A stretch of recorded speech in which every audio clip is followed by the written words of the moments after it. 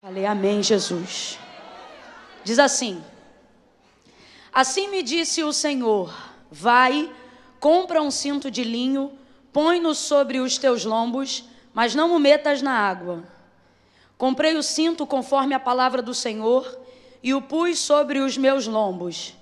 Então me veio a palavra do Senhor por segunda vez, dizendo: toma o cinto que compraste e que trazes sobre os teus lombos, e vai agora ao Eufrates e esconde-o ali na fenda de uma rocha. Completa para mim, por favor, gente.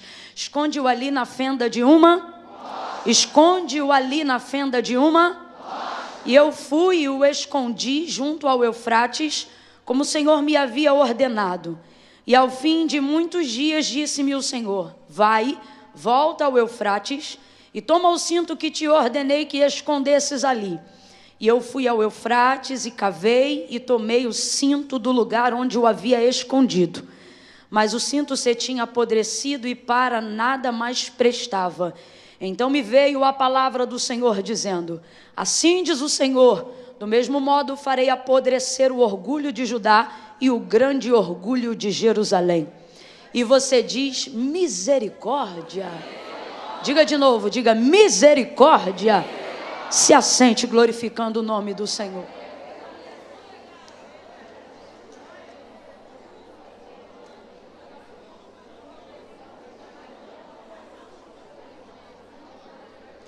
Aleluia. Glória a Deus. Glória a Deus, glória a Deus. Eu chamo Jeremias de o profeta do conserto. E quando eu falo isso, às vezes, quando a gente olha textos como esses no livro do profeta Jeremias, a gente é tendencioso a pensar que Deus está manifestando o seu juízo através da vida de Jeremias, porque tão dura é a palavra que o Senhor tem colocado na sua boca, aquilo que Deus tem anunciado é algo tão forte que dá temor. E de fato, quando a gente termina uma leitura como essa, não há em nós ousadia o suficiente para dizer amém. O máximo que a gente consegue dizer é isso, é misericórdia, porque a gente percebe o quão dura, o quão contundente é essa palavra. Mas a verdade é que Israel precisava desse tipo de palavra naquele contexto. Deus nunca traz um profeta diferente do contexto. Ele sempre vai trazer um profeta que vai trazer uma mensagem que combina com aquele contexto, nem que seja para contrastar, para confrontar, né? E esse é o caso. E na verdade, em toda a manifestação de palavra de conserto de Jeremias em direção a Israel, ele não está executando a ira de Deus, ele está manifestando o amor do Senhor. Então, na verdade, esse profeta que a gente chama popularmente de profeta do conserto, na verdade também poderia ser dominado como profeta da misericórdia. Porque enquanto Deus não manifesta o seu juízo, significa que ele está no exercício da sua misericórdia. Nós precisamos entender que quando chega a hora de Deus manifestar juízo, aí não adianta pedir misericórdia. Pode ser o maior intercessor do mundo, pode ser a maior mulher de oração do mundo, no dia que Deus decide determinar juízo, não adianta clamar misericórdia. Quando Deus vem para manifestar juízo, não cabe mais apelação, não cabe mais súplica, não cabe mais clamor, não cabe mais protesto, não cabe mais jejum, não cabe mais nada. Por isso Jesus, durante todo esse tempo, enquanto não retorna, ele está na condição do advogado, como diz João, não é? Filhinhos, não pequem, mas se pecar, vocês têm um advogado, porque naquele grande dia que chamamos de juízo, ele não será advogado, ele será o juiz. E ali não cabe apelação alguma. Então, quando a gente vê palavras de confronto como essa, palavras de conserto como essa, nós somos tendenciosos a achar que, na verdade, Deus está manifestando o seu juízo. Mas não, Deus está manifestando apenas a sua ira. Ah, Camila, mas mesmo assim, ainda é muito perigoso. É muito perigoso, mas ainda cabe misericórdia.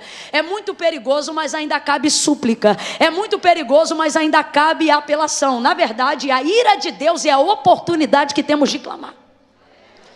É a oportunidade que temos de descer. E por que o Senhor tem levantado Jeremias dessa forma, dentro daquele contexto e naqueles dias?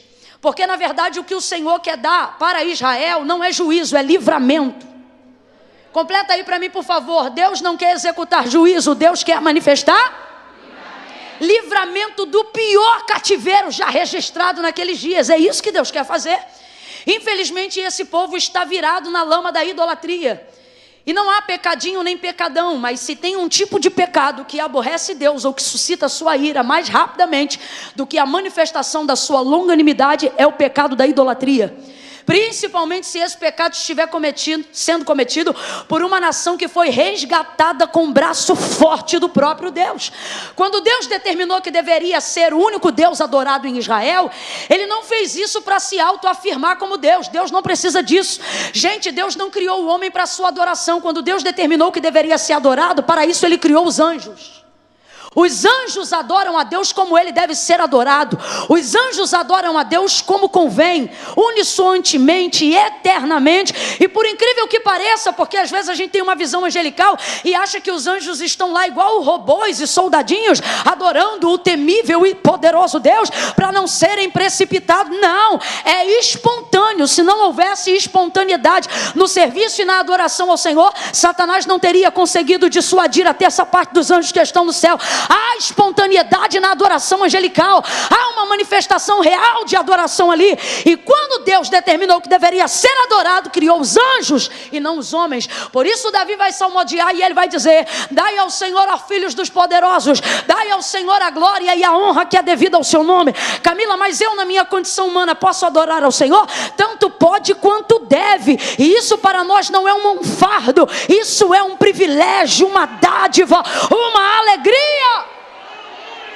Um prazer imenso, como o que nós sentimos aqui agora, enquanto adorávamos esses louvores a Deus. Então, quando Deus determinou que Israel não deveria se curvar a outros ídolos constituídos por mãos de homens, Deus, na verdade, fez isso para livrá-los de toda a ignorância, de toda a mente escravista. Então, na verdade, quando Ele faz isso, Ele está fazendo isso para dar a eles a oportunidade de viver uma liberdade verdadeira. Deus não precisa de Israel para nada, mas Israel é testemunho de quem Ele é. E Ele quer fazer isso para que o nome dEle seja glorificado.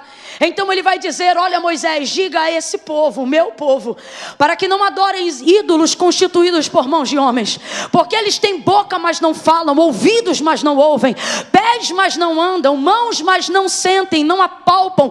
Pelo contrário, antes eles precisam ser carregados por aqueles que foram criados. E é aí então que você começa a compreender porque que vez ou outra, de tempo em tempo, Israel se levanta e comete o pecado da idolatria, adorando a ídolos constituídos por mãos de homens, ídolos que queimam seus próprios filhos em ventres de bronze cozido, como se fosse adorando a Moloque, a Baal, a Balins e a tantos outros deuses constituídos por mãos de homens. E por que Deus então manifesta a sua ira dentro desse contexto? Porque é triste demais perceber que um povo que foi resgatado para ser livre e adorador se posiciona diante de ídolos constituídos por mãos de homens. Mas aí quando você dá uma olhada no capítulo 18 de Jeremias, aí você entende a facilidade deles de adorarem ídolos constituídos por mãos de homens. Porque o que o Senhor diz? Que aquele que cria tem poder sobre quem cria. Então por que eles adoram ídolos constituídos por mãos de homens? Para predatarem as suas bênçãos, para manifestarem a sua rebeldia, para andarem com liberdade numa falsa religiosidade. Eu vou falar isso dentro da nossa cultura brasileira e todo mundo vai entender. Você já deve ter visto aí em uma determinada religião como alguns ídolos são castigados, né? Dentro da nossa cultura, gente. Eu já abri geladeira de amigo e vi que tinha lá dentro um ídolozinho, tadinho, bichinho, bonitinho. dentro da geladeira. Eu falei, o que houve? Por que esse negócio está aqui? Não, é porque eu falei que se em 7 dias ele não me desse uma benção, ele ia ficar na geladeira. Falei, rapaz, já vi um de cabeça para baixo. Falei, por que esse boneco aqui está de cabeça para baixo? Não, porque eu disse que enquanto eu não casar, eu não viro ele vai ficar de castigo. Colocou lá o ídolo de castigo. E é isso que uma feitura de mão humana vira na mão do homem. Aí você entende. Por que o Senhor chega para Jeremias em dias de idolatria e diz, Jeremias, desce à casa do oleiro. Lá te farei ouvir as minhas palavras. E aí o que Jeremias vai dizer? Que enquanto ele descia naquela visão, naquela revelação, ele vê o oleiro na roda, modelando o vaso. Mas o texto diz que não ficava de pé. O oleiro é bom, mas o vaso não ficava de pé. O texto original não diz quebrava, o texto original diz desmanchava. O original que eu digo é a palavra traduzida. Desmanchava, por quê? Porque o problema não está na mão do oleiro, está na qualidade do barro. Ele não ficava em pé, não se sustentava. Aí ele diz assim, você está vendo? Assim é a casa de Israel na minha mão. Só que assim como esse barro não pode dizer ao oleiro, perguntar para ele, por que fazes assim? Assim sois vós na minha mão, ó casa de Israel. Pode o vaso dizer ao oleiro, por que fazes assim? Agora eu pergunto para a igreja, pode? Pode o vaso dizer ao oleiro, por que me molda assim? Por que me trabalha assim? Pode a criatura dizer ao Criador, por que me fezes assim? Ou determinar sobre ele alguma coisa? Pode? Não pode. Aí ele diz, fala para a casa de Israel que eles são assim na minha mão, como o barro na mão do oleiro. Diga para, sabe o que Deus está dizendo aqui? Deus está dizendo, deixa claro, Jeremias, que gostando do meu jeito de trabalhar ou não, Israel está na minha mão. É na minha mão que Israel está, e da minha mão ninguém pode tirar Israel. Catuca 2 ou 3 aí que eu estou vendo que ela está meio apavorada, e diga para ela, você está na mão de Deus. Você está na mão de Deus. Quem pode render graças por estar na mão de Deus? Estar na mão de Deus é bom, Camila, é bom, mas é necessário temor e responsabilidade para ficar na mão dele. Imagine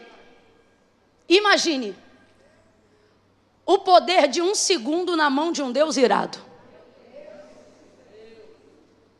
Se um homem com uma arma e apenas uma bala em 1 segundo pode fazer um estrago, agora imagine o que é 1 segundo na mão de um Deus irado.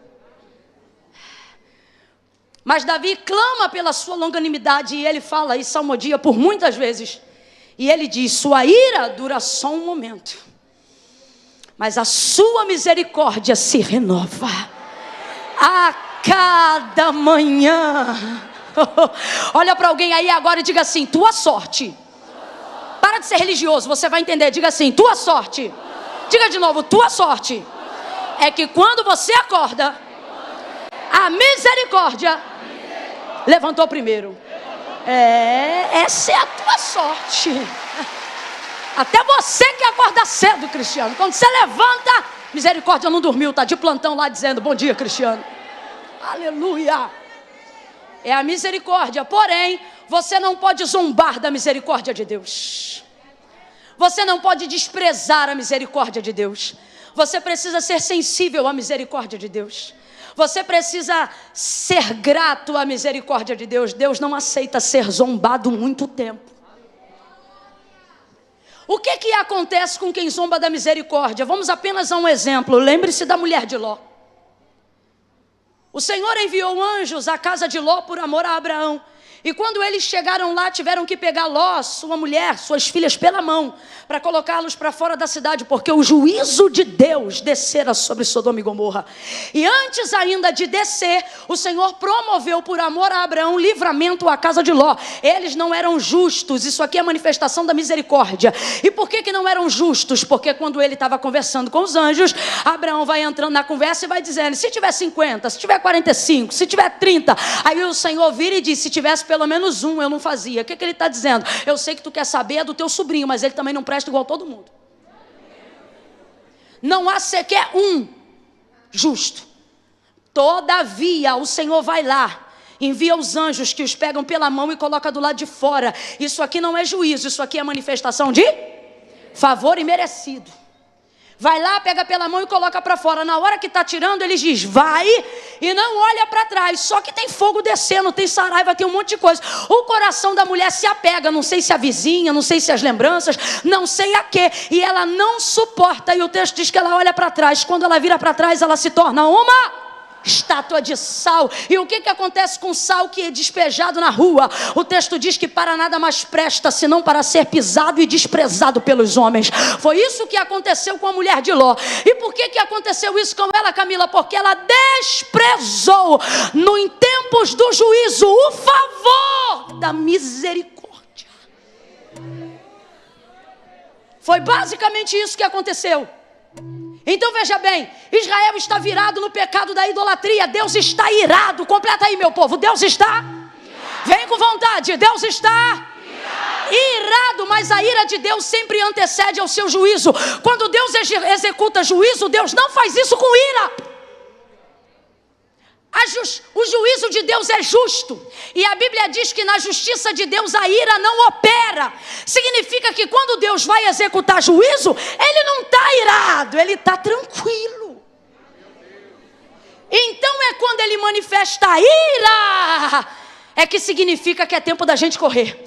É que significa que dá para poder pedir. É que significa que dá para a gente suplicar. Eu quero louvar a Deus porque aqui tem crente que está entendendo o que é que Deus está falando.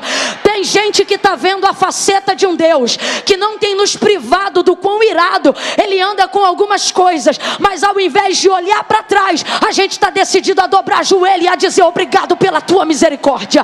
Obrigada pelo teu conserto. Obrigada pelo teu favor. Agora você precisa entender a linguagem de amor de Deus. Olha isso aqui. Está irado, mas de vez de manifestar juízo, manifesta misericórdia. Como? Colocando palavra de conserto na boca de Jeremias. A Bíblia diz: fiéis são as feridas feitas por quem ama, mas o falso tem beijo doce. Com todo respeito, eu vou falar bem rasgado. Deus está dizendo: você prefere alguém que te conta uma mentira confortável ou uma verdade que machuca, mas liberta?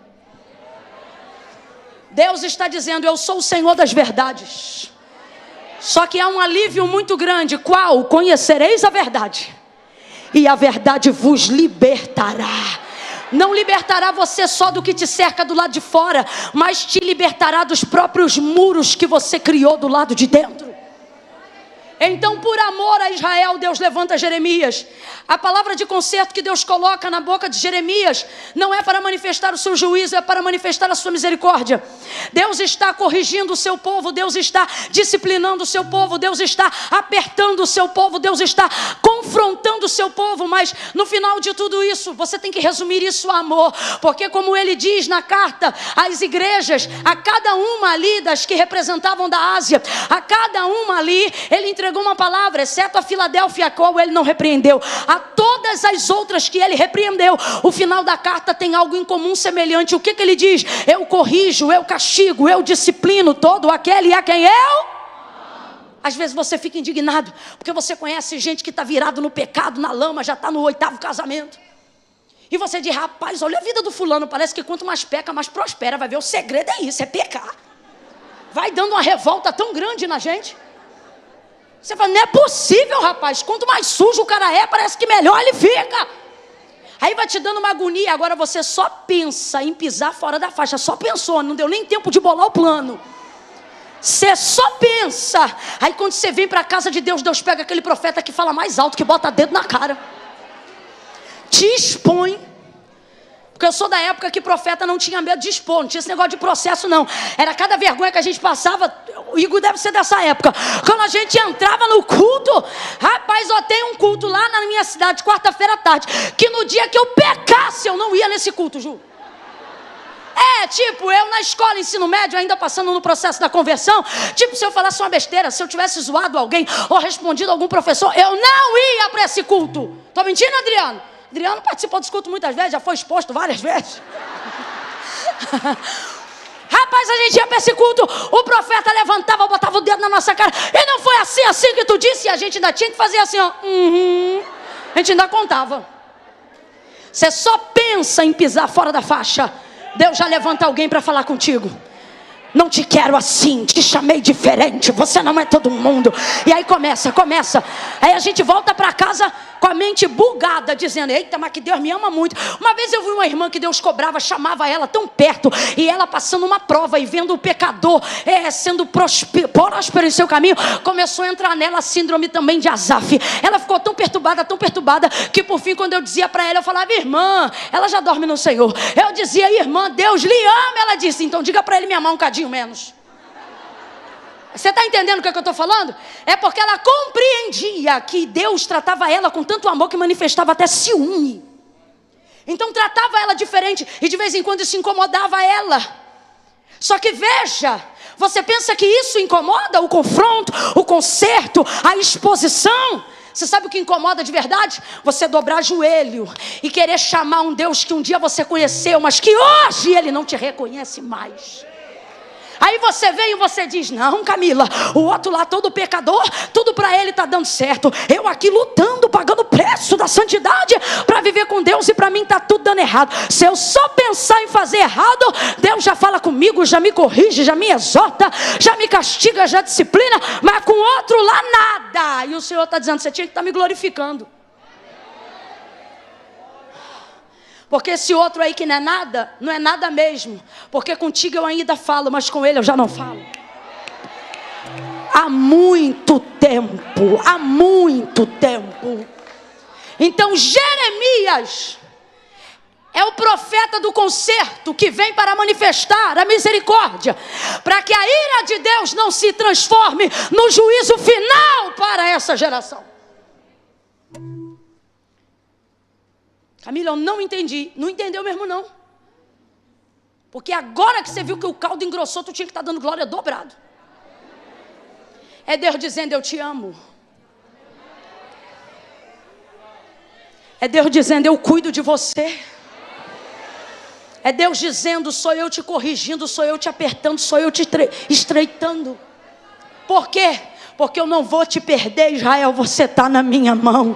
Eu vou te amassar, mas não vou te perder. Vou te abater, mas não vou te perder. Vou colocar mais água, mas não vou te perder. Vou te colocar no forno, mas não vou te perder.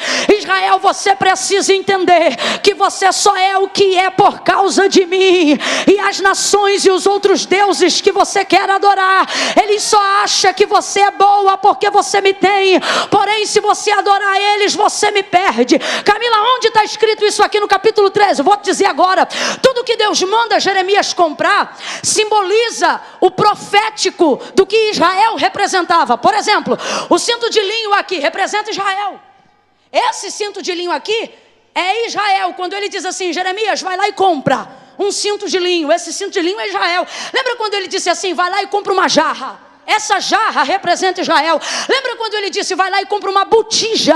Essa botija representa Israel. Agora, tudo que Deus mandava Jeremias comprar, no final ele colocava em estado de ou quebradura ou de apodrecimento. Então ele dizia o tempo todo, vamos dar um exemplo aqui do vaso, por exemplo. Ele dizia, compra a jarra de barro. Aí Jeremias comprava a jarra novinha. Quando a jarra estava na mão de Jeremias, Deus dizia, agora vai para a porta do oleiro e quebra ela. Na frente dos anciãos, mas que jarra é essa que você comprou agora? Vai lá. Essa aqui que eu investi agora é essa daí, vai lá e quebra lá. Mas quebrar, vai perder. Vai lá. Jeremias, agora compra uma botija. Ele ia lá e comprava a botija novinha. Tudo Deus mandava ele comprar. Quando estava novinha, ele dizia, agora taca no chão. Mas eu comprei agora. Vai, quebra aí. Essa aqui novinha, joga no chão. Quebra. Esse cinto, bonzinho, novinho, engomado. Cava e esconde. Quando volta, está como o cinto? Quem lembra? O cinto está como? Tudo isso representa Israel. É Deus dizendo. Primeira coisa, quem investiu nela fui eu. Deus não vai usar um profeta que não se compromete. Então é por isso que Deus diz para ele o tempo todo, compra. Sabe o que Deus está dizendo? Investe. Para quê? Você vai começar a sentir o que eu sinto. O que é você investir em algo e depois aquele algo se tornar como se fosse nada diante de você? Então tudo que Deus queria tipificar, que era Israel, para envolver o profeta, mandava ele investir. E quando estava na mão dele, bonitinho, ele mandava ou quebrar ou enterrar, para quebrar ou para entrar em estado de apodrecimento. Agora, o que não muda dentro do contexto? Inteiro ou quebrado, seja inteiro no início do profético ou apodrecido no final do profético, aquilo sempre está ligado a Israel. O que Deus está dizendo? Não importa como ela está, ela não deixa de ser minha. Agora preste atenção, quem não conhece de investimento descarta rapidamente. Porque normalmente você só dá valor àquilo que você viu no estado atual. Só que Deus considera também valor de investimento. Quando está bom é Israel, e quando não fica bom ele continua chamando de Israel.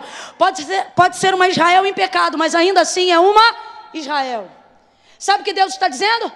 Não me desfaço dela tão facilmente. Por que não? Olha o estado dela agora, mas isso não se dá pelo que ela é agora. Isso se dá por tudo que eu investi nela antes. Eu vou falar bem rasgado, você vai entender. Quem vê o filho de uma mulher de Deus hoje cracudo na rua, olha e diz interna, esquece que teve filho, isso é mole. Agora, por que para ela não é tão fácil? Porque você olha e vê o cracudo, ela olha e ainda lembra do talco. Ela olha e ainda lembra das fraldas.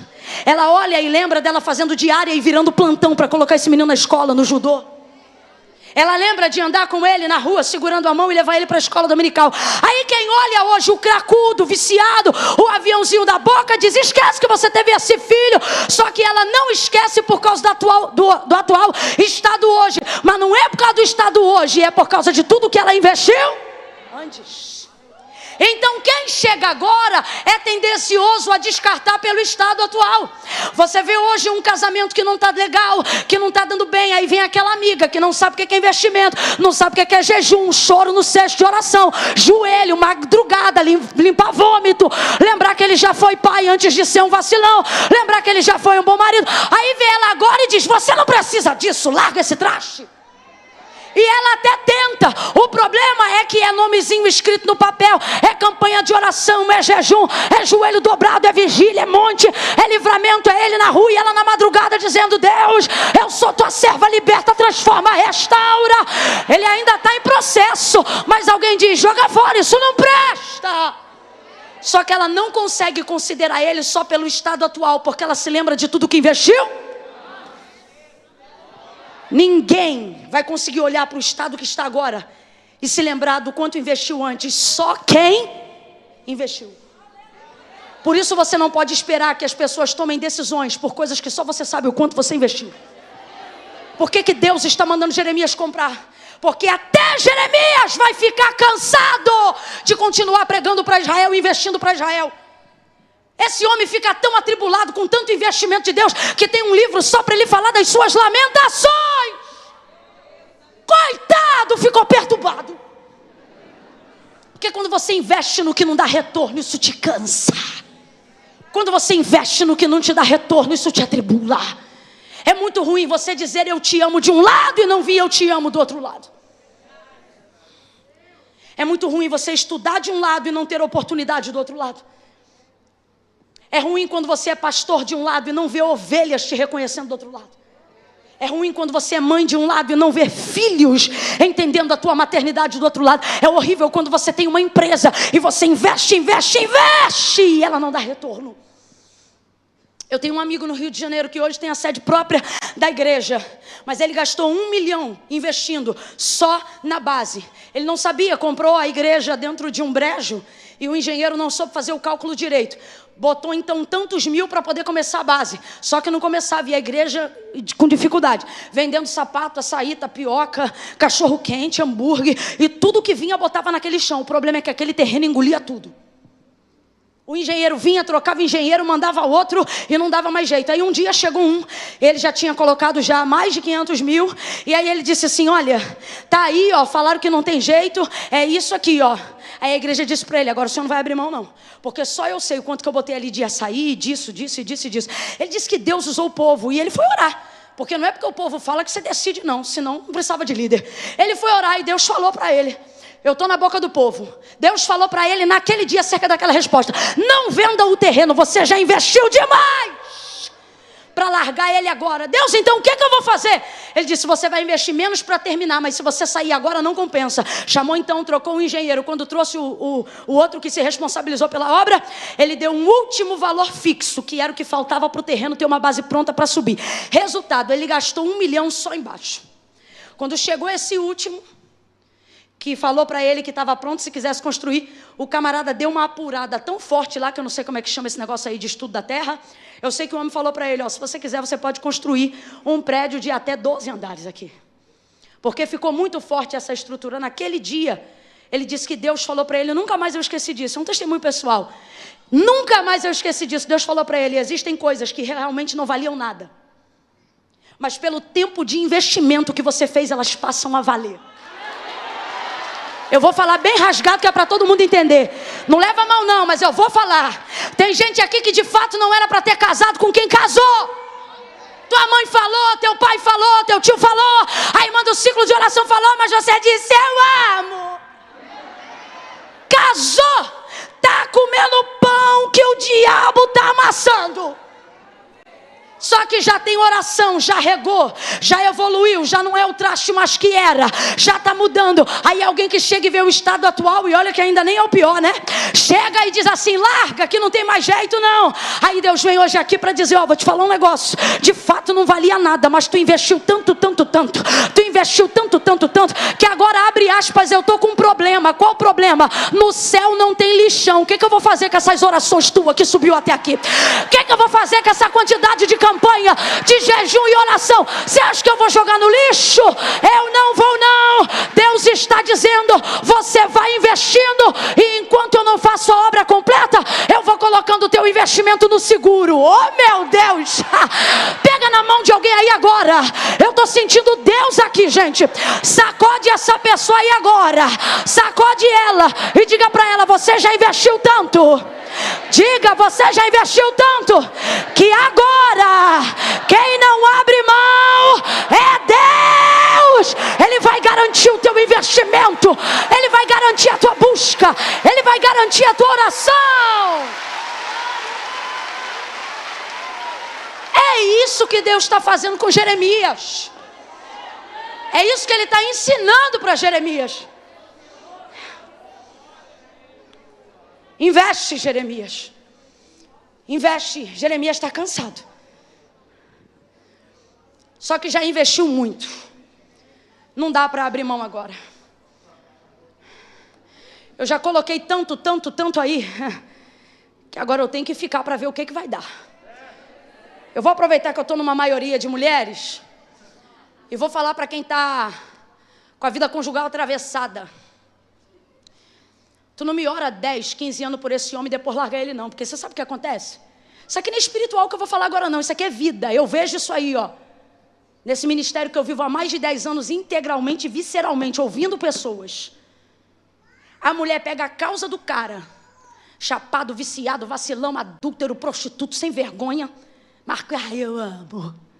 Aí fica a casa, mas ok.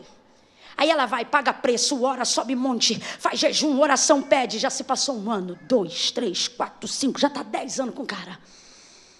10 anos investindo. Ai, Camila, aguento mais não, dei tchau. Ela dá tchau em fevereiro. Em março, esse desgramado casa com a serva de Deus. Vai para a igreja, aceita Jesus, se torna um dos melhores obreiros da igreja. Com 1 ano, o pastor já chama ele de diácono, já vai dando. O homem começa a estudar a palavra, começa a ser usado por Deus. A que era crente fica endemoniada. Ela diz: o quê?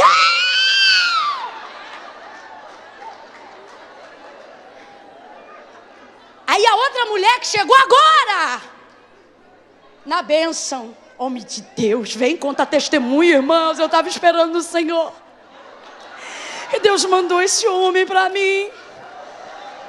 E a outra está sentada lá, oprimida, dizendo: o que é que houve? Agora eu que vou te perguntar e você vai dizer o que é que houve. Você acha que a restauração desse homem é fruto dessa mulher que chegou agora? Que ainda está descobrindo a cor dos olhos dele? Essa oração é fruto de quem? Catuca duas aí, diga: no céu não tem lixão. No céu não tem lixão. Vai deixar para o outro colher o que tu pagou preço para plantar? Se tem mulher de Deus aqui, levanta a mão e diga assim: lá em casa não, lá em casa não. E não é só em casa não, é no ministério, é na empresa, é no teu sonho, é no teu projeto. O que foi que Deus colocou na tua mão? O que é que não está gerando retorno agora? Está na hora de você botar na balança e saber: vale a pena continuar lutando? Camila, vale a pena pelo tanto que eu já investi. Então não larga a mão disso agora. Não larga esse sonho agora, não larga esse projeto agora, não larga esse ministério agora, não larga! Agora eu entendi por que Deus me mandou pregar isso. Porque tem gente que entrou hoje aqui dizendo: esse ano ainda eu vou tomar uma decisão. E a sua decisão era essa: continuo segurando ou solto? Deus está dizendo: eu não vou falar isso por você.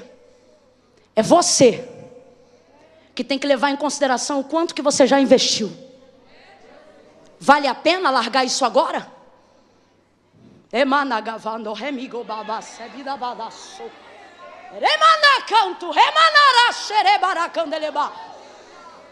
Você está aí dizendo: Camila, a vida toda santificando, servindo ao Senhor, virgem pura, buscando a presença de Deus, e nada, não chega ninguém, estou cansada. Esse ano eu vou viver a vida, vou descobrir o mundo. Você está rindo? Eu estou falando muito sério. Estou cansada, está cansada? Então você vai pegar esses anos de pureza, de santidade, vai entregar na mão de qualquer um. Você acha que alguém que chegou ontem vai saber o valor de um investimento de anos?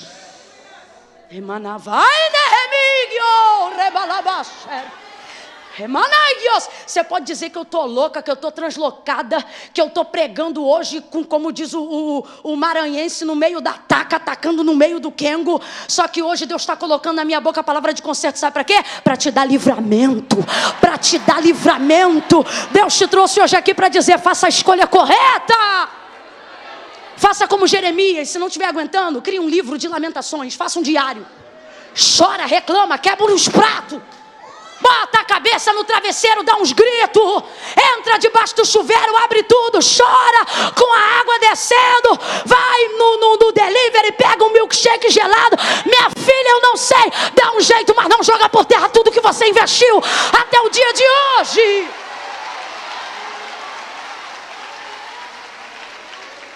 Quantas festas você deixou de ir? Quantas bocas você deixou de beijar? Quantas coisas você renunciou? Aí agora, porque não está dando resultado, vai deixar? Podia até não valer nada, mas sabe o que vai acontecer na tua vida? O que aconteceu na vida da cananeia, Mateus 15, 21. Responda para mim com inteligência: Deus tem compromisso com o endemoniado? Deus tem compromisso com o endemoniado? Mas ele libertou a filha da cananeia, sim ou não? Porque ela dizia: tem misericórdia dela? Quem lembra do clamor? Quem lembra do clamor? Ela dizia: tem misericórdia de quem? De quem? Porque quem estava buscando era a filha? Quem estava buscando? Você está entendendo? Deus está dizendo: eu não tenho compromisso com quem não tem compromisso comigo não. Só que você pode achar isso um problema, ou pode descobrir nisso a solução. Como assim? Tem alguém lá dizendo: eu não quero saber nada de Deus, eu não estou nem aí para Deus, eu quero que os crentes se explodam. Só que Deus está dizendo: ele pode continuar querendo, que não vai acontecer nada, porque eu não tenho nada com ele, mas com você. Dependendo do que você colocar diante de mim. Aí olha o que Jesus disse para Cananeia: que a filha dela ficou curada na hora. Ele disse: olha, pode ir em paz. E o texto diz que desde aquela hora a menina ficou sã. Eu vou perguntar de novo: Jesus tem compromisso com o endemoniado? Não deveria ter nem com o cananeu, segundo o contexto. Só que o que a gente vê ali? Uma mulher que investiu pesado. Ela investiu pesado. Ela investiu pesado. Eu posso te falar? Você tinha que ter desistido antes. O tanto que tu já pagou preço, tu vai desviar agora, tu vai se arrebentar todinha. tu já não sabe nem mais ser desviada, garota.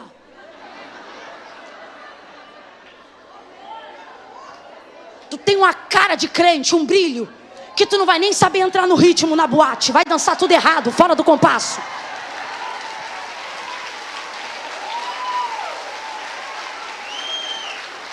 Olha para quem está do teu lado e diga: já investiram muito em você.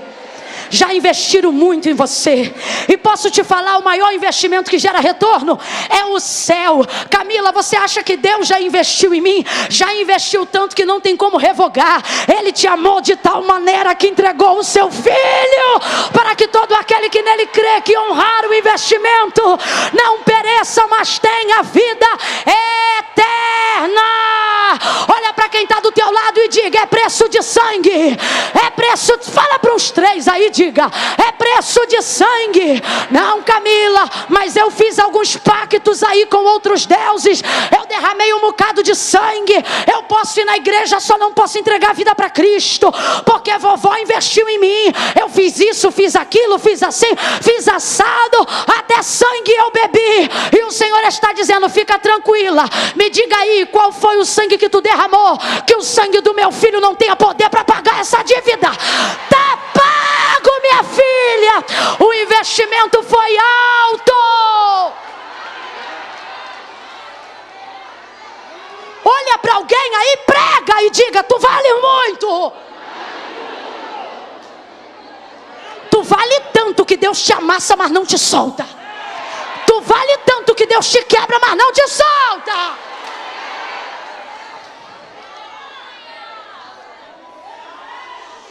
Pega o cinto, Jeremias. Peguei. Aí ele diz assim: agora vai e esconde. Deus mandou ele fazer o que com o cinto? Vamos embora, gente, para a gente terminar junto. Deus mandou ele fazer o que com o cinto? Esconde. Deus mandou esconder. Isso não parece nem coisa de Deus. Esse negócio de esconder. A gente fica dizendo: Deus não esconde, Deus revela. Só que Deus está dizendo: Jeremias, pega o cinto. E o cinto representa quem? Quem lembra? O cinto representa quem?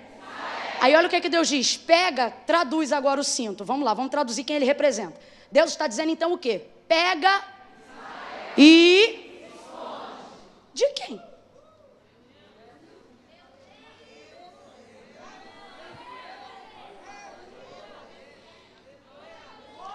Do diabo? Não, Israel não pecou contra o diabo.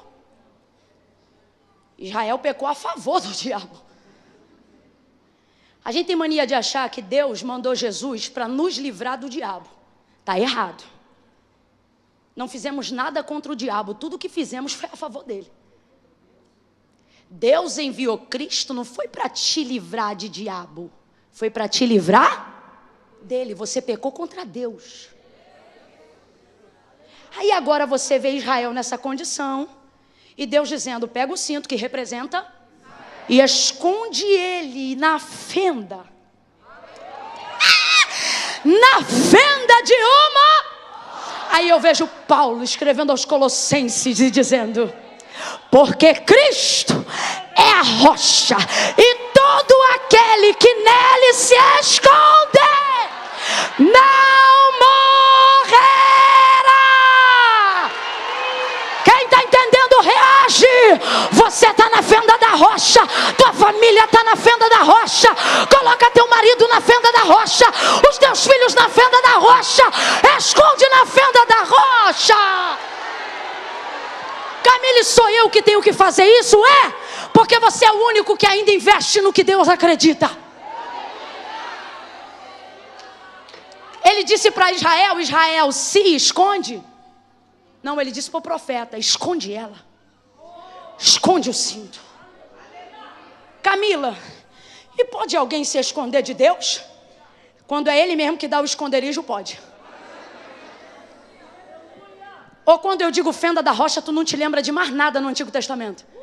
De um homem, por exemplo, que queria muito ver a Deus, muito, muito, muito. E aí ele disse: eu quero te ver. E ele sabia que ia morrer, mas se ver o rosto de Deus seria a última coisa para morrer, ele já estava igual Paulo: viver é Cristo, morrer é lucro. Eu quero te ver, eu quero te ver. Moisés, disse o Senhor: o homem não pode me ver e continuar? Mas eu quero te ver, então faça o seguinte: Ali, naquela rocha, aí ele aponta. Deus diz qual é a rocha. E diz assim: nela tem uma... Qual é a diferença de fenda na rocha e de caverna? Caverna cabe um monte de gente. Fenda não é uma rachadura igual você vê em parede de casa, não. Fenda na Bíblia, fenda sobre rocha, é um tipo de como é que eu chamo? De cavidade. Calma, deixa eu ser chique. É um tipo de cavidade que não é grande demais para ser uma caverna e nem é pequena demais para ser uma rachadura. Então nós chamamos de... E o que tipifica a fenda da rocha como fenda? Ela só cabe porque a salvação é... Aí olha lá. Rachadura acontece na terra, do chão para cima. Fenda, de cima para baixo. O que isso significa? O homem não tem coisa alguma se do céu não lhe for dada. Jesus veio da onde? Não me fala da barriga de Maria, não. Porque antes dele nascer lá, ele foi gerado nas entranhas de Deus. Ele veio do céu. Então olha para isso aqui. Deus está dizendo: pega o cinto que representa quem? Que é a pessoa com quem Deus está. Mas ao invés de executar juízo, ele manifesta. E ele diz: esconde. Esconde de quem? De mim. Porque se eu pegar ela agora, eu rebento com ela, Jeremias. Como é que eu vou esconder? É isso aqui. Como é que eu vou esconder? Você sabe fazer isso. Não me olha com essa cara de é mesmo? Você sabe fazer isso? Com gente que não vale nada, que não presta, que está na rua com o nariz branco de tanto cheirar. E você com a boca cheia de poeira embaixo da cama dizendo: Deus, guarda. Mas eu não tenho nada com ele. Mas eu tenho, Senhor, esconde para mim. Lembra que eu sou tua serva, lembra que eu sou teu servo. Em nome de Jesus, visita esse menino, visita essa menina. É gente que o tráfico pega para dar bala na cabeça, ricocheteia, mas não sai. E quando entra, não mata o cara. Aí você diz: como é que pode? Já levou surra, já levou bala. E o menino continua de pé, o outro bebe 4 caixas de cerveja, já deu cirrose, já foi entubado, já saiu do hospital. E por quê? Tem alguém dizendo: tá na fenda da rocha. Guarda na fenda da rocha. Quando Deus está dizendo esconde, é Ele mesmo dando o escape para nós. Camille, tem base para isso? Tem. Quando o Senhor envia Cristo, como eu disse, não foi para nos proteger do inferno, foi para nos proteger dele. Porque quem estava irado não era Satanás, era... Ele diz: não tema o homem que tem poder para matar. Nem tema o céu ou o inferno. Tema quem tem a chave para decidir se você vai para o inferno ou para o céu. E quem é esse? O diabo? Não é não. Apocalipse capítulo 1, e virei para trás para ver quem falava comigo. E vi que o seu semblante, o seu rosto era como o sol que brilhava na sua força ao meio-dia. Seus cabelos eram brancos como a neve. Na sua coxa direita estava escrito: Rei dos Reis e Senhor dos Senhores. A sua voz e a sua língua era como uma espada aguda e afiada.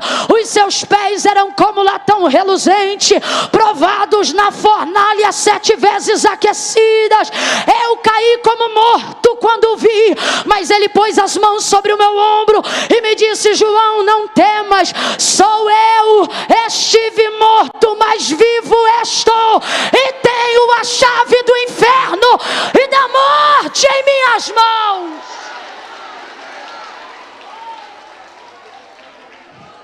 Jeremias, investe, Jeremias, porque Israel está assim agora, mas eu me lembro deles quando ainda era um vermezinho de Jacó. Tem gente que vai olhar para áreas, seja dos seus negócios ou da sua vida emocional, e vendo o estado atual vai dizer: enterra, esquece. Só que hoje Deus não te trouxe aqui para dizer esquece, Ele te trouxe aqui para dizer: lembra do quanto você já investiu. Porque o seu investimento é tão pesado, tão forte, que hoje o mais inteligente não seria você abandonar ou largar. Eu não estou decidindo por você, ok? Nem estou dizendo o que Deus falou. Essa decisão, ela é sua. Mas bote aí nos pratos da balança e veja. Você acha mesmo que é melhor conhecer um homem agora ou tratar com esse que tu já sabe qual é os defeitos? E o ministério? Camila, mas é porque eu estudo a palavra, eu estudo e não vem os convites. Você acha que você é pregador quando está com o microfone na mão?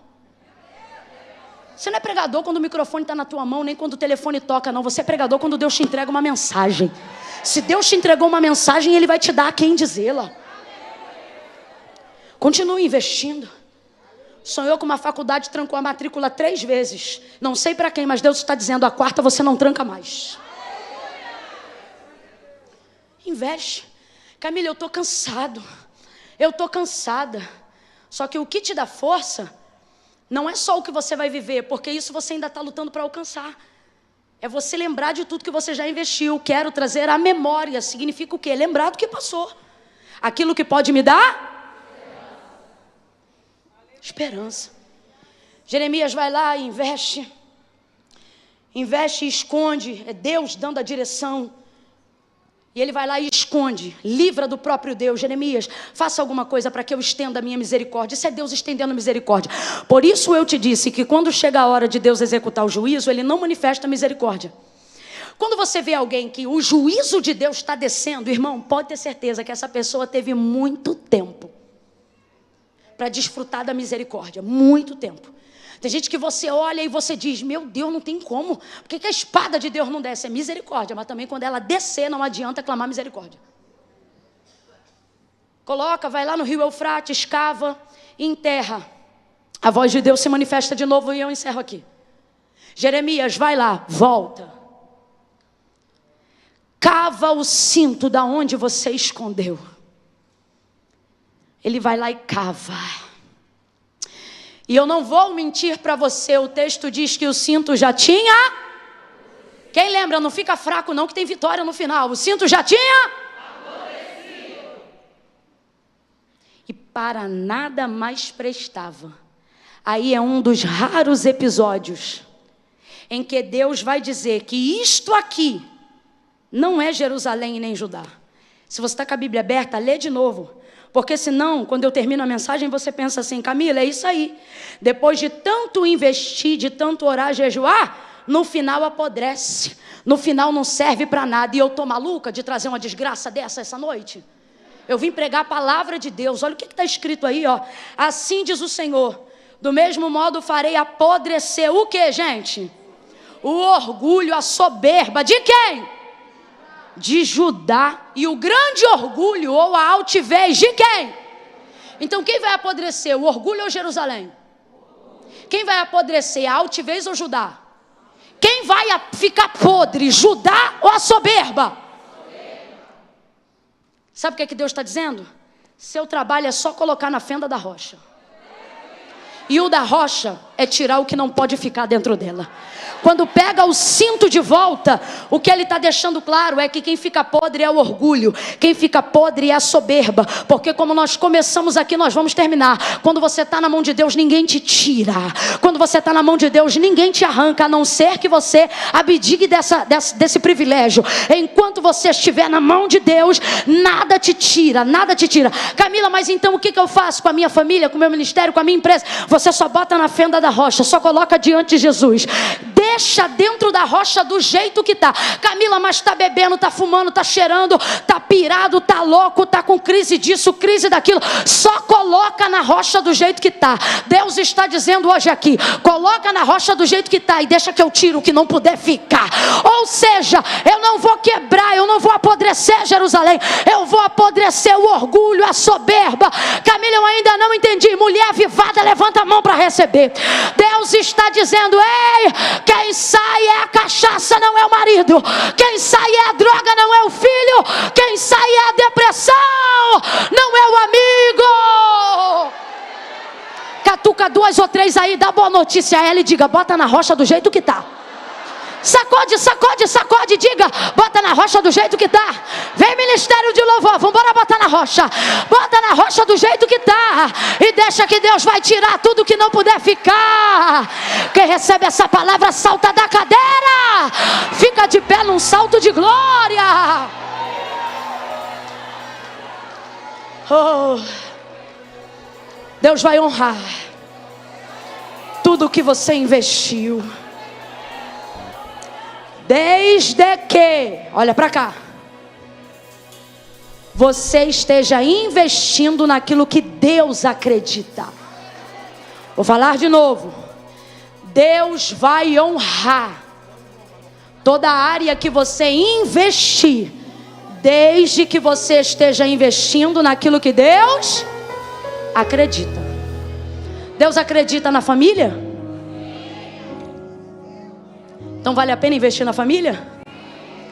Deus acredita no casamento? Então vale a pena investir no casamento? Deus acredita na igreja? Então vale a pena investir na igreja? Deus acredita que um homem pode sonhar e realizar? Então vale a pena investir nos sonhos? Você já investiu demais para chegar até aqui.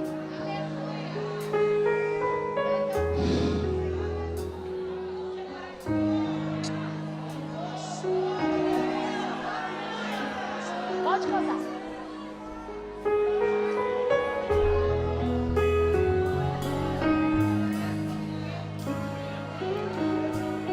Aleluia. Adore, que eu quero orar por você. Adore. Existe um lugar na fenda da rocha bem junto.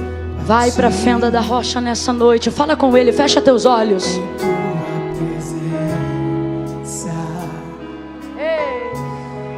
Em tua presença,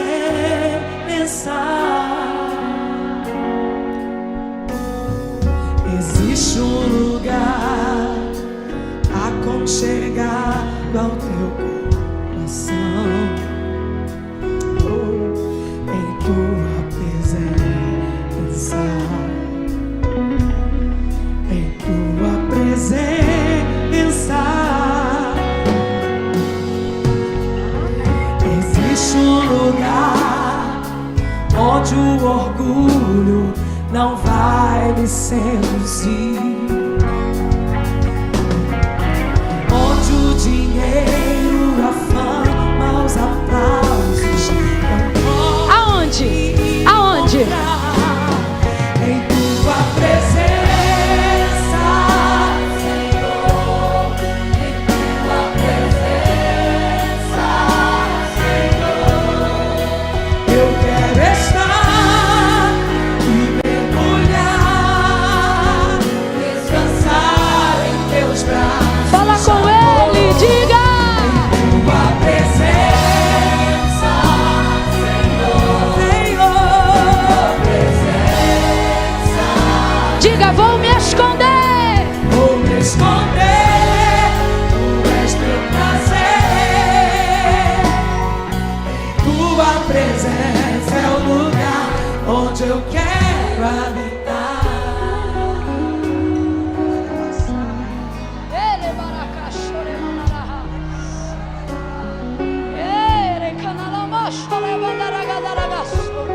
Quem é batizado no Espírito Santo com fogo e acredita na evidência do falar em línguas, fale em línguas agora.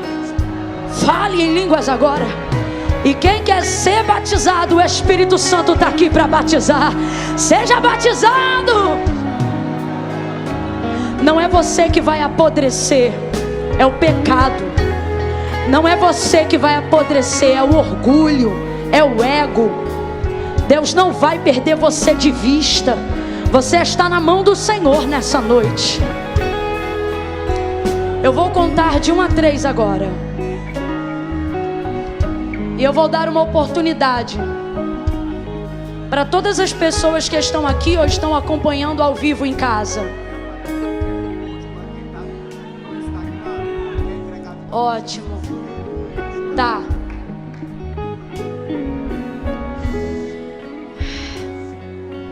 Aqui, ó. Eu sei que você está cansado, cansada. É ruim investir e não ver retorno. Só que Jesus disse: olha, toma sobre vocês o meu jugo, porque o meu fardo é leve e o meu jugo é... Deus está dizendo, me mandando dizer aqui para algumas pessoas, para algumas que estão em casa ouvindo, que está muito cansativo porque você está carregando coisa que não é para você levar. É para você botar na rocha e deixar lá. Por isso que está doendo. Então, para quem está aqui hoje ouvindo essa palavra, você vai ter um tempo aí agora para você entregar na rocha, esconder. Você está querendo curar, você está querendo salvar, irmã. Com todo carinho, você pode amar alguém a ponto de dar a vida por essa pessoa, mas você não tem poder de curar e nem de salvar ninguém. Quem faz essa obra é Jesus. E aí você, por amor, por investimento, você quer fazer de tudo para salvar, né? Até na tua própria vida, tem gente aqui que está empurrando a porta do milagre. Eu vou passar, eu vou conseguir. O Senhor está dizendo, ei, essa chave está na minha mão. E só está doendo e está machucando porque você está querendo carregar coisa que você não aguenta. Mas hoje o Senhor te trouxe aqui para te dizer, bota na fenda da rocha. Coloca diante de Jesus Cristo isso agora. E você vai sair desse culto sem jugo pesado. Você vai sair daqui com fardo leve, suave.